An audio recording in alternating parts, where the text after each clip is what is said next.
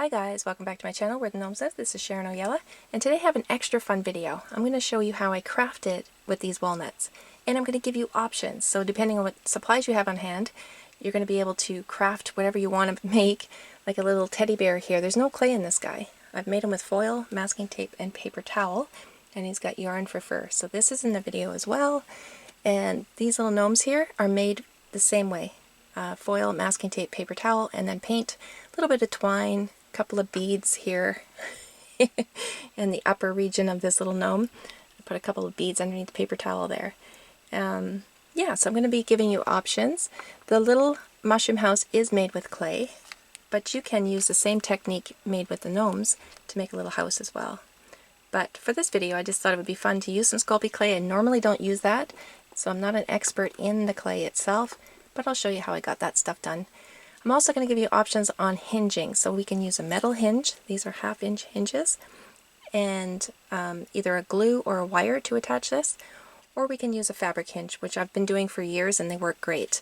In fact, I have a little walnut that I made, that I crafted with in 2013, this one here, and it was hinged with a little piece of leather, and you can see it's still working great.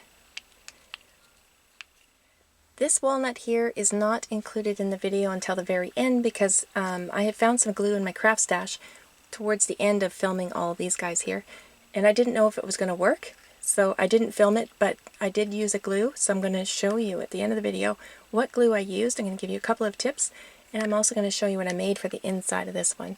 So if you're only interested in how to glue a hinge in, you can use the timestamps below, and it will bring you to that part of the video.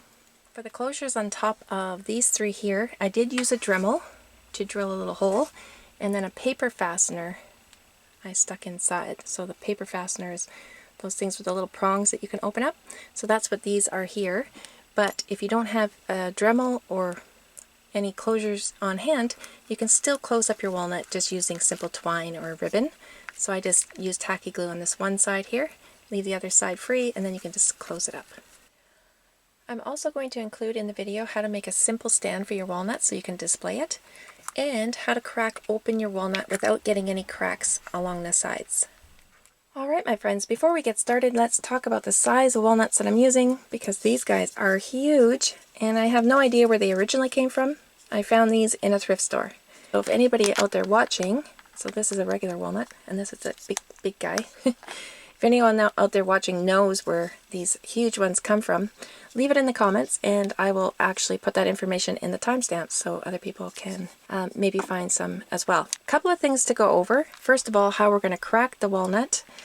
In 2012, my son was walking home from school and he found this walnut in the ground soaking wet. It was in fall time, I believe, and it was just soaked through and through. So when he brought it home to me, I could just pop it open real easy. And from that day, every time I get a bag of these guys here, I do soak them for like 48 hours or so. Every day or so, empty out the water and put fresh water in.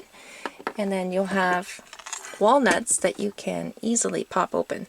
So these guys, I actually boiled for about an hour and then I let them sit overnight. And I noticed this morning, they are cracking open just fine. See that?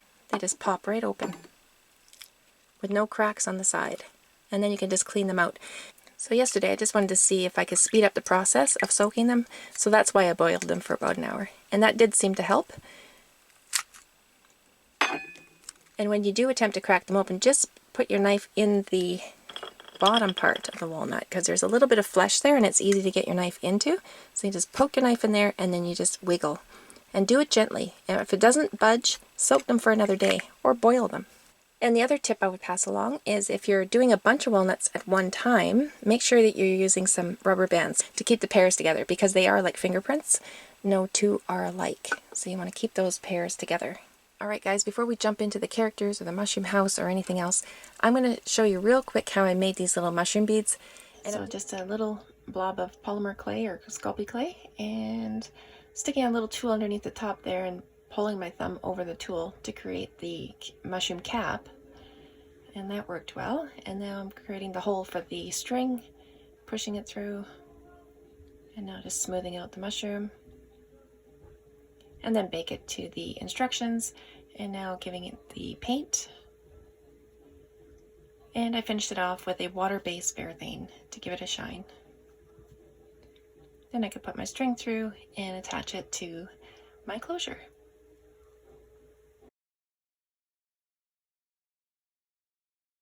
So I'm going to drill a couple of holes here, one on each side in the top. Using my Dremel, I'm working from the inside out just to reduce the chances of cracking the walnut. And now I'm popping in my little paper fastener, but here I'm just showing you that the paper fastener, even with the prongs open at the bottom, it will drop down, and I don't want that to happen. So I'm going to add a little tiny piece of fabric.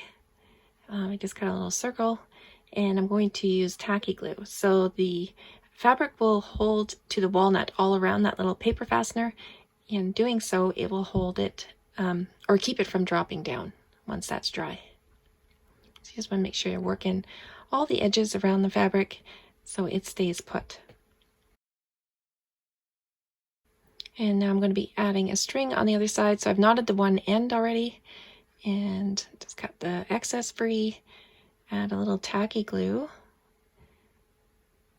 Make sure it doesn't move in the future. And added a bead there. And here I'm going to knot the other end, but before I pull the knot tight, I'm just going to add my glue inside there. And then I can pull the knot tight. And once the glue is dry, that knot will never break free. Alright, so now that we have the closures figured out, I'm going to hinge the bottom. And this actually broke on me while I was filming, but I left it in the video to show you how I fix it. So I'm using a little 1/2-inch metal hinge, and because I can't use screws, of course, I'm hinging it with a wire, or attaching it with a wire. And everything was working as planned until I pulled up. So I don't know why I did that, but I pulled the entire unit upwards and the walnut stayed put, and it broke the bottom, of course. So I can't attach that now. There's too much of a break there. So I decided to go ahead and hinge it with some fabric, which I've done with many other walnuts, and it works great. So just a strip of fabric there and some tacky glue. And I'm going to just test here how much fabric I have showing in the center, because I don't want to add any glue in the center part. I just want to add glue where it's going to be touching the walnut itself. You want to leave the center free of glue so it always opens and closes smoothly and it never cracks.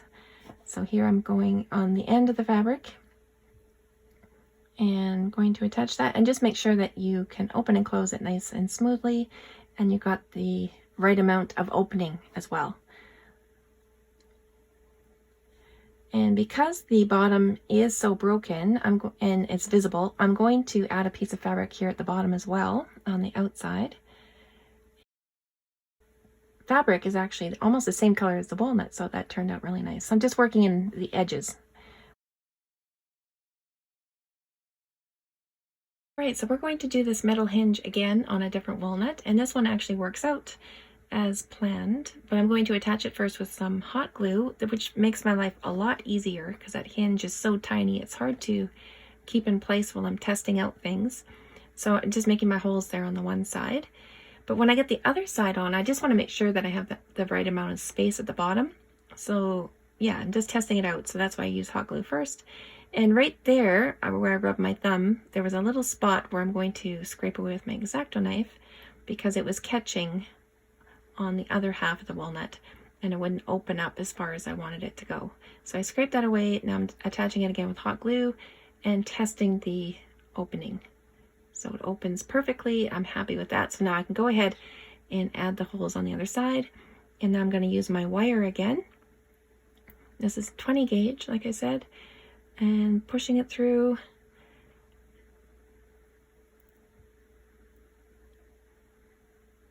And I want to flatten this side out as much as possible.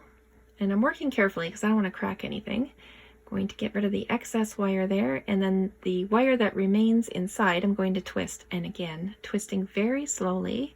I got the video speeded up here, but I'm actually twisting very slowly. So there it is, all done. The wires are in and the hinge is attached. I'm very happy with how it's working. And this is the one that I'm going to line with some fabric, so I'm going to show you that as well. So I've already done the one side that you can see, and of course you want to attach your top closures before you line the walnut because it'll just make your life a lot easier.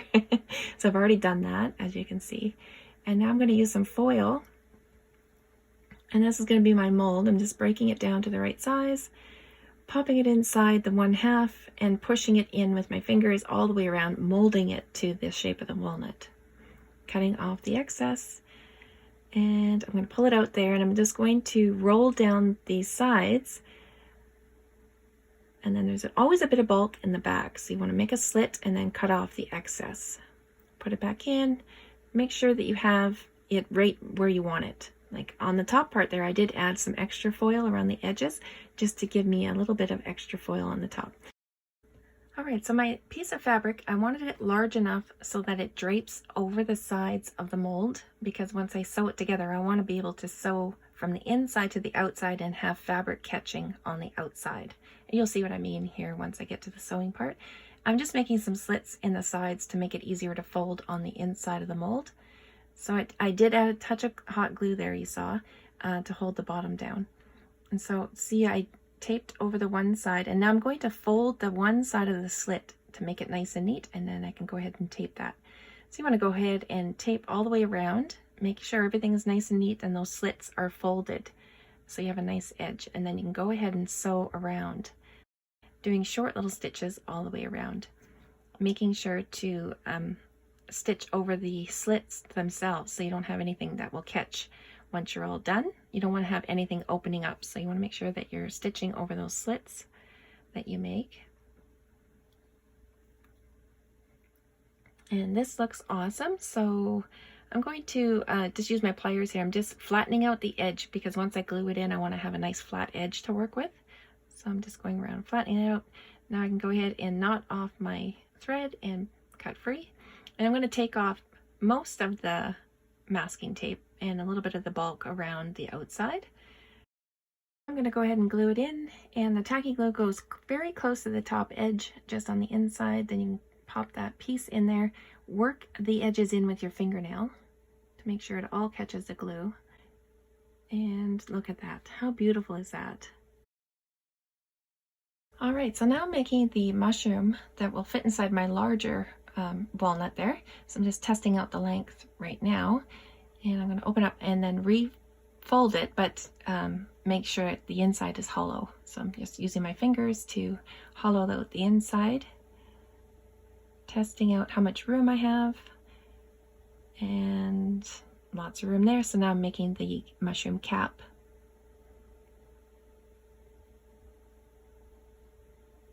And again, I'm going to test how much room I have here, which at the time when I was doing this, I thought I had lots of room, but clay does add quite a bit of bulk, and I ended up with almost not enough. It worked out in the end, but just keep that in mind when you're working on yours, to leave enough room for that clay.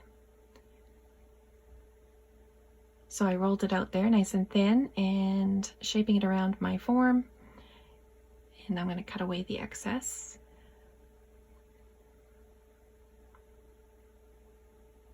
Just smoothing it out best I could there. And again, I'm going to test out before I bake the stem. I just wanted to test out that I had enough room, and doing that before I bake it so I can remove anything I have to. And now I'm creating a little door. Now again, I'm not a polymer clay expert or a Sculpey expert, so I know you're supposed to use some Sculpey glue to attach pieces like this, but what I did was just work it in with my little tool, so I didn't have to use any glue. And I'm just adding the little lines and definition to the skirt here, blending it into the top so I don't have to add any glue there either.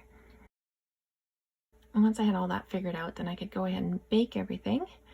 And you just bake your clay according to what your package says. Oh, for the windows, I used a metallic gold, which I thought was really nice because it added a little bit of shine. Okay, so I did use some Sculpey glue to add the mushroom little bits at the top. I don't know what you call those things, like those little spots. And I rolled up a little piece, and I'm just trimming off little bits, and I've added them to the top, and I'm just working them into the glue. Once it was baked, I added a varathane, water-based varathane, to add a bit of shine there and some protection as well. And then I reached in here with my, what do you call those? Tweezers, grabbed onto the foil and I twisted very gently just to pull the foil out to give me some more room for my little guys that I stuck in here. So when I first was working on these guys, they both fit, but in the end, only one would fit in there. Alright, so now we're going to start making these tiny gnomes, and I made them with foil and masking tape and paper towel. So what I'm pointing to here is the feet, because when I first did the gnomes, I did the guy gnome first, and I gave him longer legs, and then I folded the ends up to make feet, which worked okay until I added the hat, and then he wouldn't stand up on his own. So I had to dot some hot glue on there and flatten it out so he would have a little stand to stand on. The lady gnome got better legs, in my opinion, because you'll see when I'm making her that I made them quite a bit shorter and fatter, so she stands up no problem on her own. And these are the first tiny little gnomes I've made this size. I've made other gnomes, but nothing this size before, so let's get started. So I'm going to use some foil to get started with. I just use a piece of it, and then I slid it up the center, as you saw there, and I separate those pieces to make legs and form the body. And I'll use my pliers just to shape out the top of the body a little bit. I'm going to cut off some excess as well. So those legs are way too long, but I leave them long until I figure out what I'm doing here. So I'm just going to add some tape to the body just to hold everything together, and I'll tape up the legs, and then I'm going to be folding up the ends to make those little feet, but like I said, that didn't work out in the long run, so I ended up cutting a lot of that length off and just forming two little stumps. So this is the lady gnome that I'm making. I made the man gnome first, and I was just following what I did the first time, and that was before I made the hats. So yeah, I didn't figure out the leg part until after I made the hat. Anyway, I'm adding a pin to the top of the body here to form the head, so I didn't have to mess around with foil. So I cut the stem off of that pin, and now I'm going to tape that pin on, because of course it can be removed quite easily. So I'm just going to put a piece of tape across the top and then across the side to hold it all in. And then I'll use some tweezers here to go around the neck area and just make sure that masking tape is well put in place. It's stuck in place, I should say. And there it is with its little legs. But again, later on I changed that. So this is a 2-ply paper towel that I'm taking off one layer, and I'm just going to cut down this one layer just down into tiny little pieces, and then I'm going to paint the glue on the body, and then I'll add pieces of paper towel, and I'll put the glue on top of the paper towel to make sure it's all stuck down. And I cover everything. So body, legs, feet, everything gets covered with the paper towel. What this does is it strengthens up the structure. It also gives me a paintable surface.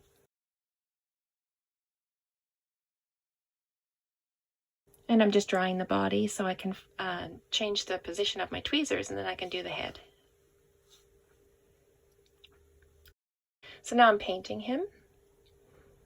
And then I decided to add a piece of string around the bottom of his painted shirt to make it look like he's got a little bit of a shirt sticking over his pants, if that makes sense. So this is twine. I'm just taking off some of the layers. I'm just going to use one strand of that twine, and I've wrapped it in tacky glue, you can see there. And so I can just place it on the body, wrap it around, cut off the excess, and then I'll use a paintbrush and glue and paint over top, make sure it stays put.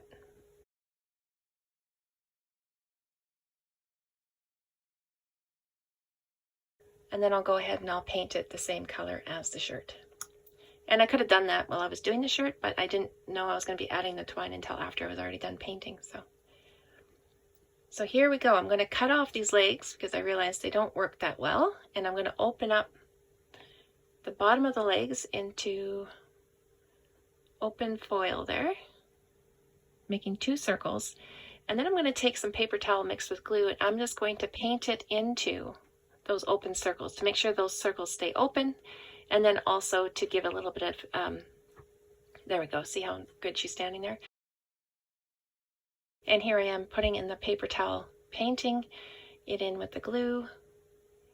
Once it's dry, it's going to stay put, but I'm just filling up those holes so they don't collapse, and then I'm adding the paper towel on the very bottom and then wrapping it up around the legs so nothing falls out of those leg holes. Again, once the paper towel is dry, everything stays put. And for the lady gnome, I'm adding a piece of twine again, but I've doubled it up there because I'm going to give her a dress. And this is kind of stuff I was just deciding on the spot, so.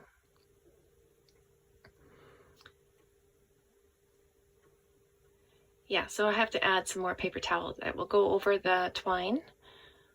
And then I'm also, I didn't film this part because YouTube can be a little bit funny about these kind of things. I stuck 2 beads up in the chest area to fill that out, and then I covered those beads up with paper towel.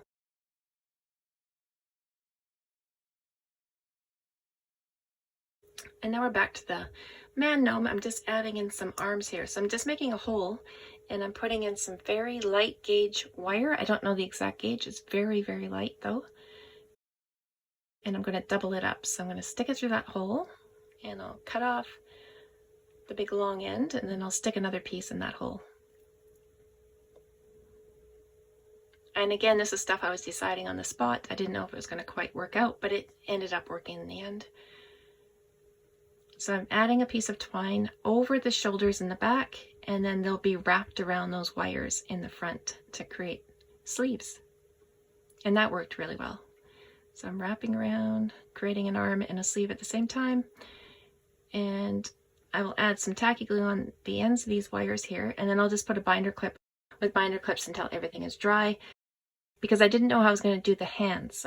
So I ended up cutting off the excess wire, and then I just decided to roll up the remaining twine there, wrap it around once or twice to create like a little bulb to make a hand. And that's all I did. I didn't do anything fancy. See those little bulbs at the end for hands? I painted them pink. And he turned out pretty good. You saw a little nose there, and that's just a clump of paper towel that I squished up. I didn't do it for the female gnome. I don't think it's necessary because they're so tiny you can't really see anyway. Now I'm dotting in some eyeballs. And I was going to use a cotton ball to make him a little beard, which would have been great, but every time I touched that beard, strands of that cotton ball would come off, so I decided later to change it into yarn.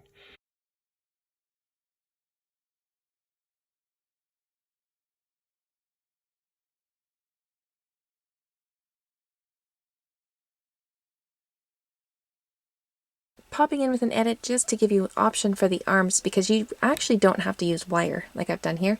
The reason why I used wire is because I wanted a little bit of a posable arm. In the next segment, I'm going to show you how to make the bear, and the way I do the arms for the bear can be the same way you do the arms for the gnomes. So you do have options. And for the little tiny hats, I made one out of clay and one out of foil tape and paper towel. They both turned out great. The clay one took less time. It was super easy to put together. So it's up to you. Whatever materials you have on hand, both will work.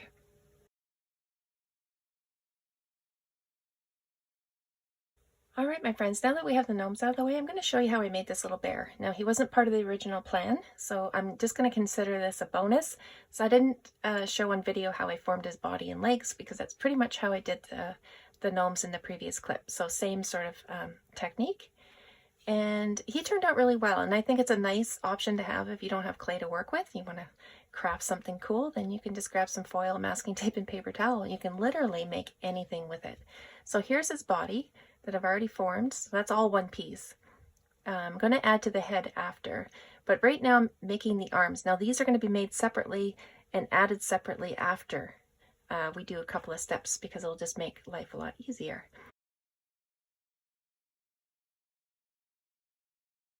And I just used tweezers there to form a bit of a neck.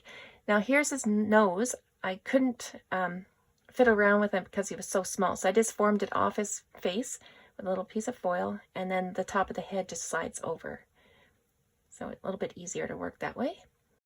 Popping in with an edit because I realized I didn't actually film myself putting the paper towel on his body, and that was a step that I did do. So it's the same way I did the gnomes. So after his masking tape is all on there, and before I added the ears, I did a layer of paper towel and let it dry, and then I went ahead and added the ears.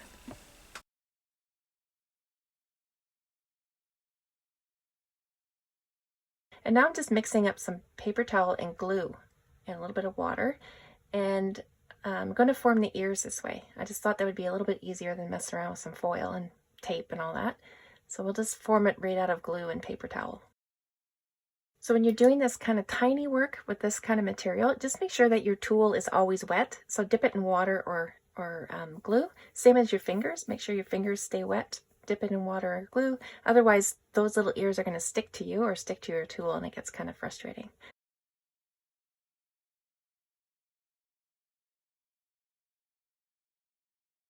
So his body got painted golden yellow, and that was because I was going to use golden yellow yarn for his fur. So I'm just cutting up the yarn into little tiny bits with my scissors, and it doesn't take much to make a bear this tiny.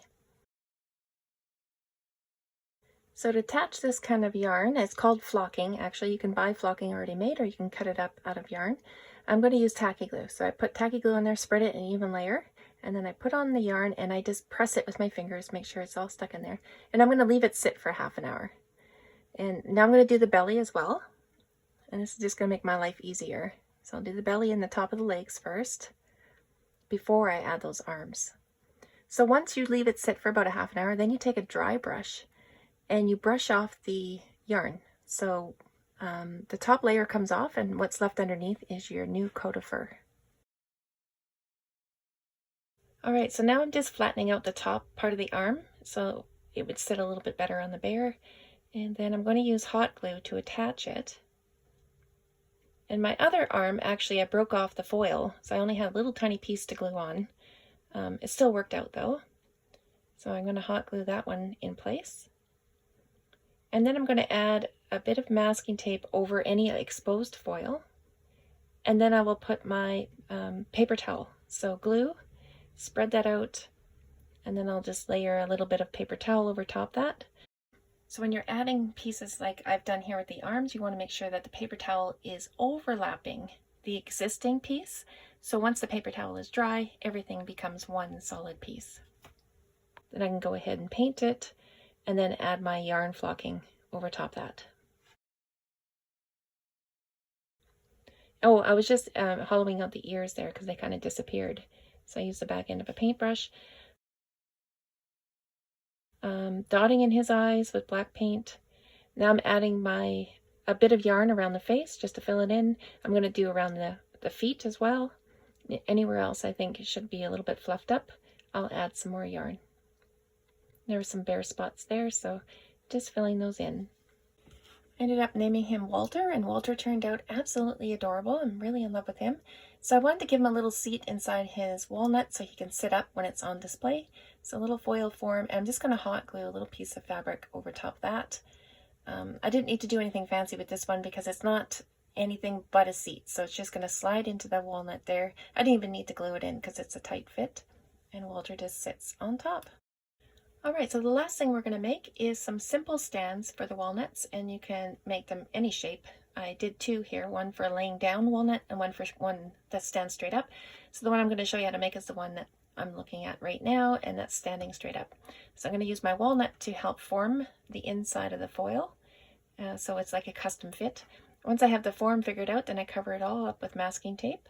And now I'm going to add my paper towel. I don't need to separate the layers of this paper towel because this is a larger piece. So I'm just going to paint the glue in, and then I paint the glue over top the paper towel. You did see me add a little bit of water in there, and that was just to make the glue easier to work with. Once you have the form dry, then you can paint it, and I did black first, and now I'm doing burnt umber. This is how I do all my bark, by the way, all my bark on my gnome homes. So black, burnt umber, and now I'm doing cinnamon brown, letting each coat dry before I add the next one, of course. And then the final coat is beige, and this one I'm just going to dry brush on with a feather brush.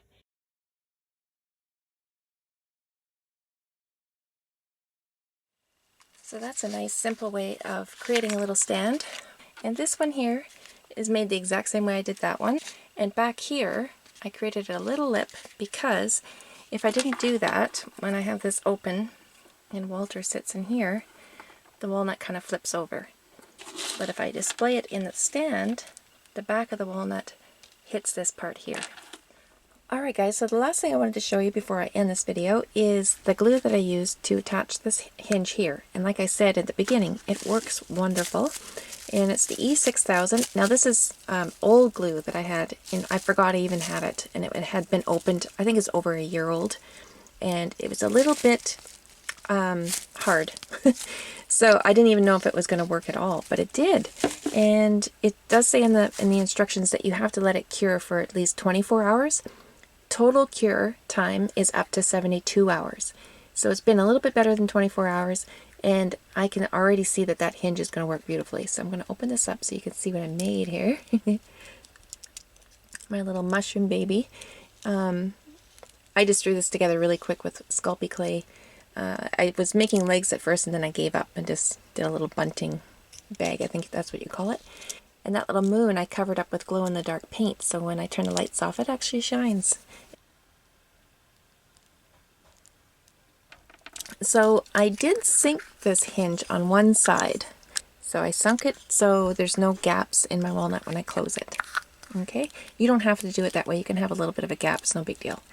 So I did attach to one side first and let it sit for about 15 minutes so that hinge had grabbed on, and then I did the other side. I also used this tool here, and I used it as a scoop, but I'd scoop it out like this, and then I put my tool there and just pulled up so the glue would get underneath that lip of the walnut, just to build that area up so it would become more sturdy, so I didn't have to worry about it ever cracking in the future. And you can see the glue here. Once it's dry, it's fairly hard, and it's also paintable. So it's a great glue to use for hinges on walnuts. I love it. Also, this little area here was missing, so I did fill that in with the glue, and today I can see very hard, and I could paint that if I wanted to. So that will bring us to the end of the video, guys. I'm so excited I was able to get this on video for you guys. It's been a long time coming. Ever since I made this one, I was kind of hoping to get one on video. So all that's left now, guys, is just to say goodbye, and I hope you enjoyed the video. Don't forget to give that thumbs up, and feel free to share the video with your friends. Until next time!